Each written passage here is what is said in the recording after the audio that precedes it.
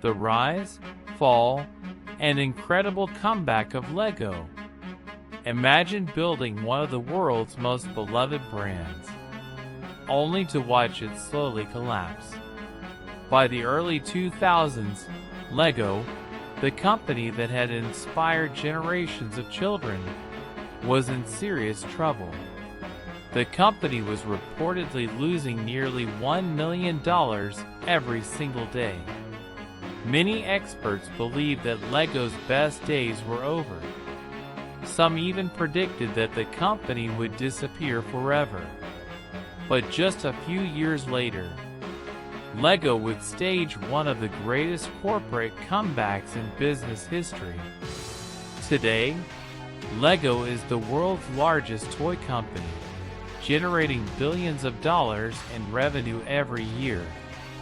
So how did a small family business from Denmark become a global empire? And how did it survive when everything seemed lost? This is the incredible story of Lego. Our story begins in a small workshop in Denmark during the Great Depression. In 1932, a Danish carpenter named Ole Kirk Christensen was struggling.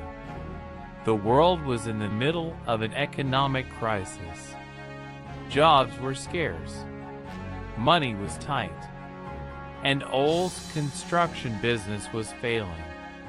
Determined to support his family, he decided to focus on something different. He began making wooden household items such as stools, ironing boards, and ladders. Soon, he started producing wooden toys.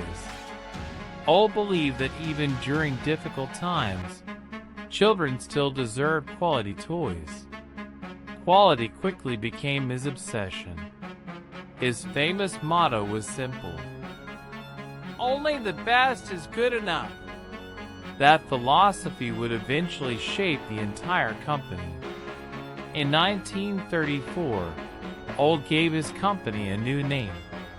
He combined two Danish words, "leg God," which mean play well. From these words came the name, Lego. At first, the business remained small. Everything was made by hand. Every toy required careful craftsmanship. But disaster struck repeatedly.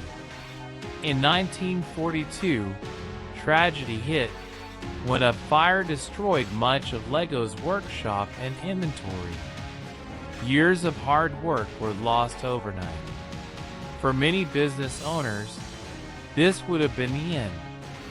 But Ole refused to give up.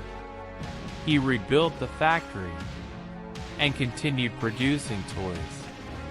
Little did he know that another bold decision would soon change the future of the company forever. In the late 1940s, Ole became fascinated by a new material, plastic. At the time, many toy manufacturers dismissed plastic as cheap and unreliable. Wood was considered superior. Friends and business partners warned Ole against investing in plastic toys. But Ole believed the future belonged to innovation. In 1947, Lego purchased an expensive plastic injection molding machine. It was a risky decision. The machine cost a fortune, and there was no guarantee that customers would embrace plastic toys. Initially, sales were disappointing. Many people preferred traditional wooden toys, but Lego continued experimenting. Then, in 1949, the company introduced a product called automatic binding bricks. These early plastic bricks could connect with one another. The concept was revolutionary. Children could build structures, take them apart, and rebuild them endlessly. However, the design was still imperfect.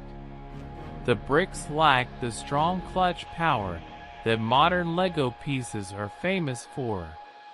That breakthrough would arrive several years later.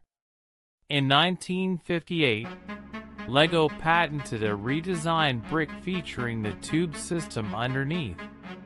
This simple innovation transformed the toy industry.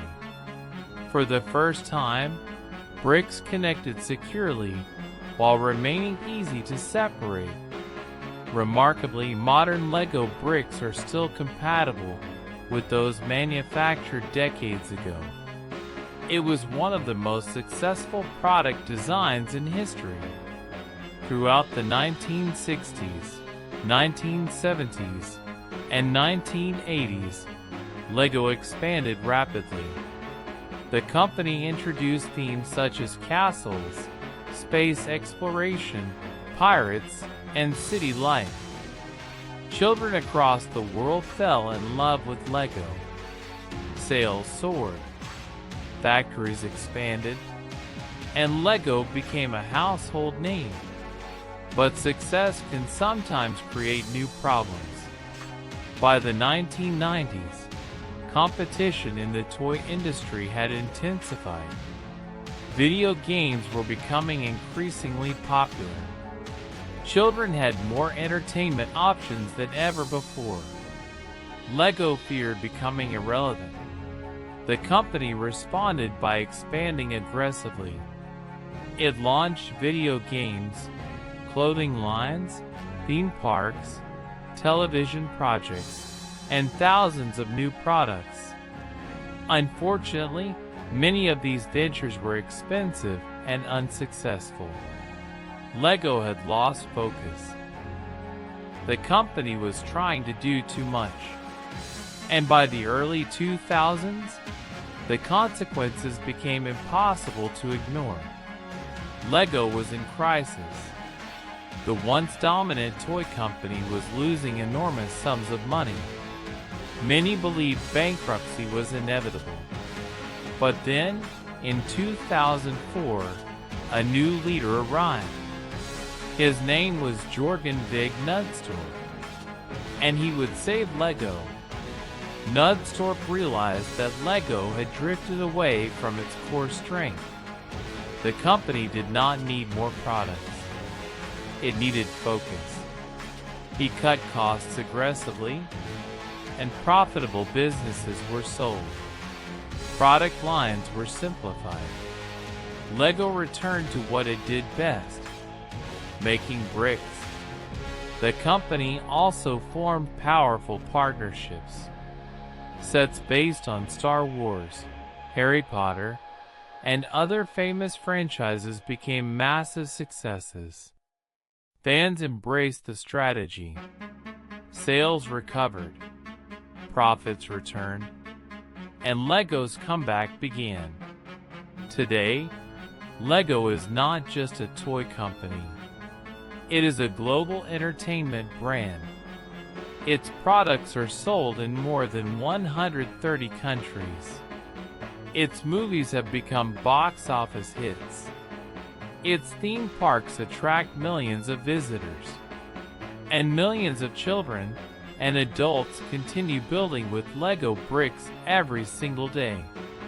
Lego's story proves that even the most iconic companies can fail when they lose focus. But it also proves something else. With innovation, courage, and the willingness to change, a company can rebuild itself, brick by brick,